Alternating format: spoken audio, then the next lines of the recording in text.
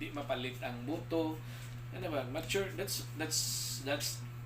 the time na we can tell that Filipinos are matured voters. But as of now, maingon na ganing eleksyon na ang uban ganing sa ato, maingon na tayo, ay, happy ng eleksyon.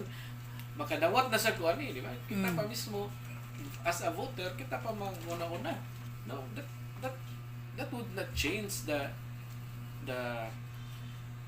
dream that we all aspire sa ato ang country. Ano man, those are the same politicians nga ato ang gibutar. Wala tay nagpadarag gihapon ta sa kanang mga kwanta.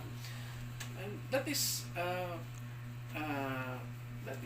happening from the local to the national. Okay, that's enough for the political. And ano yung pangalawang katanungan?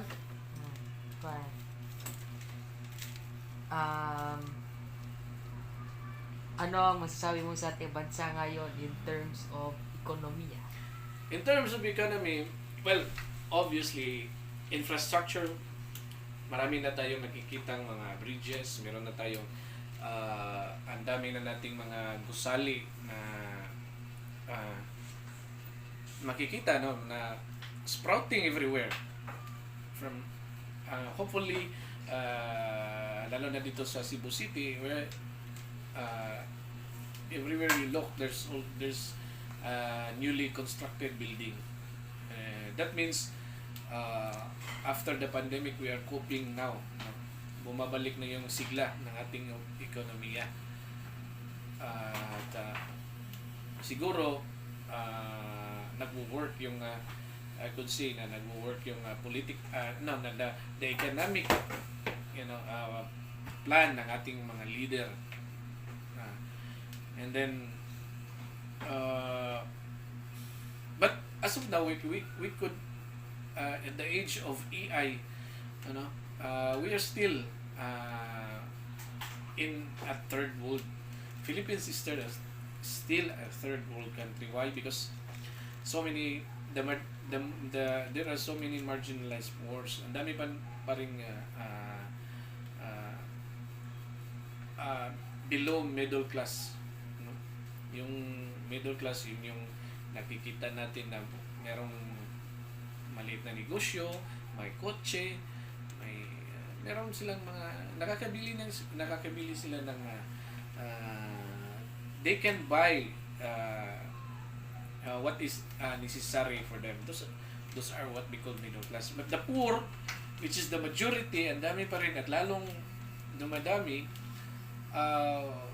makikita mo na yung nagtitinda ng mani, nagtitinda ng those are poor. And we have also poorest of the poor. Kung makita na to sa daan nga nagpalimos. So daghan paghapon na. That's a reality. You can see that everywhere. Na makita gini mo sa mga TikTok, makita sa nimo sa social media nga but and I don't know how much is our gross domestic product as of the GDP right now. Kasi that's one of the measures that are if the GDP goes high, meaning we have a good economy. And I am hopeful that in terms of economy, Philippines right now is moving forward. We're not moving backward actually. We are moving forward. You can see in every development, maraming pera papasok sa gobyerno. The government will have more infrastructure projects. So many cities are nearing are gearing towards smart cities right now in the Philippines. So economy is good and we are moving forward.